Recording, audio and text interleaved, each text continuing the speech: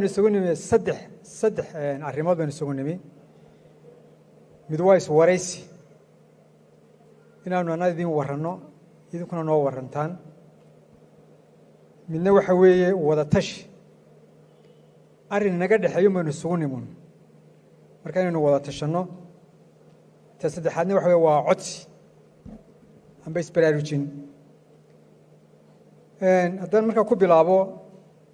xaaladdan inagu timi dee aynu ka wada warqabno waxay keentay saamayn caafimaad iyo saamayn dhaqaale warka xaaladda caafimaadka waxaan u daynayaa wasiirka caafimaadka isagaa idiin warrami doona halkay wax inoo marayaan wuxuu mal anigu aan ka odhanaya arrinka caafimaadka baahiyaha fara badan ee ina hor yaalla hadda iyo kaalintaa ka geli kartaan idinku qaybta caafimaadka horta kow sanduuq baa loo furay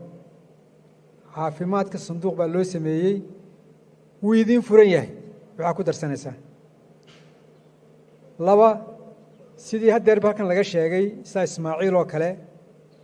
ganacsatadu lacagun maahee dee alaabna way keeni kartaa waxaa ku darsan kartaan tabaruc waxaa gacanta la gashanayo golofiska maaskan afka lagu xidhanayo sanitationka wax allaaliya wixii wax inaga anfacaya way noo furan tahay inaanu dee gacan ka geysano haddaa ka ganacsataan iyo haddaa soo iibinaysaanbaba kaasuna waxa wey waa qodob weeye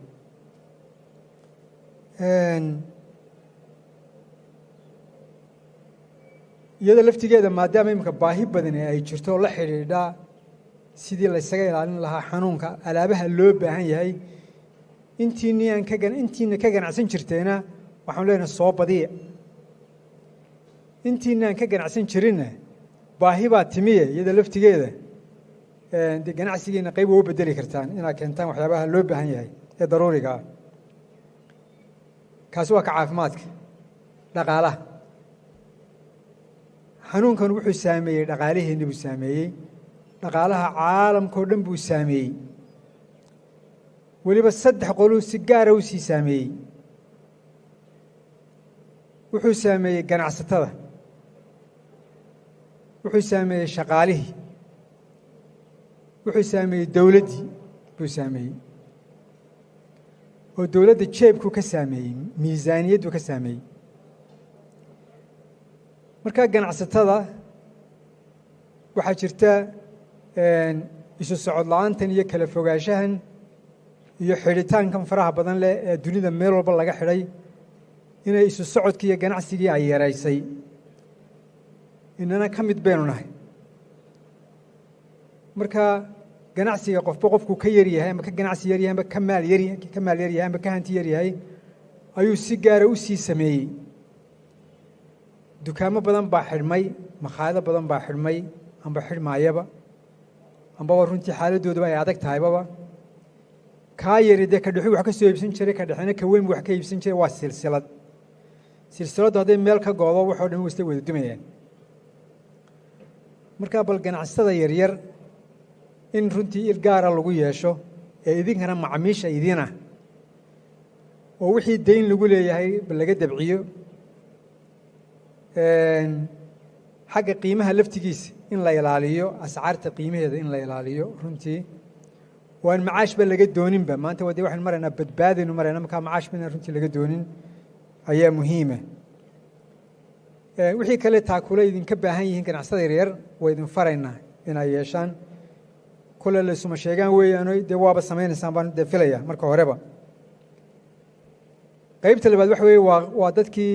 maqadaama dhirgaanka ahaa xamaalatada ahaa maalinlaha soo shaqaysan jiray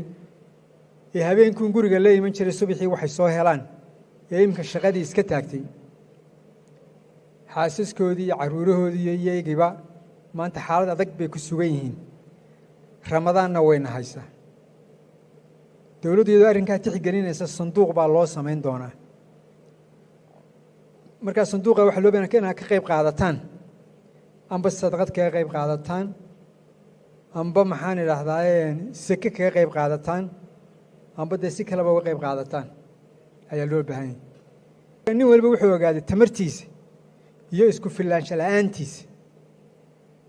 marka waxaynu u baahannahay runtii inaynu isku filaanno dee inaynu isku filaansheena kor u qaadno khaasatan xagga wax soo saarka ganacsiga aad baynu ugu fiicannahay inaynu u wareegno wax soo saarka oo maxaan idhahdaa beeraheenna wax kala soo baxno oo xoolaheenna wax kala soo baxno oo warshadaheenna badinno oo halkii markii hore ganacsiga aynu ku tiirsanayn ama dhaqdhaqaaqeennu ganacsi ugu badnaa waa laysu yimo nin walba intiisa yaraa buu xejisanayaa innakuna dee aan maal gashanno dee dhaqaalaheenna iyo wax soo saarkeenna intaas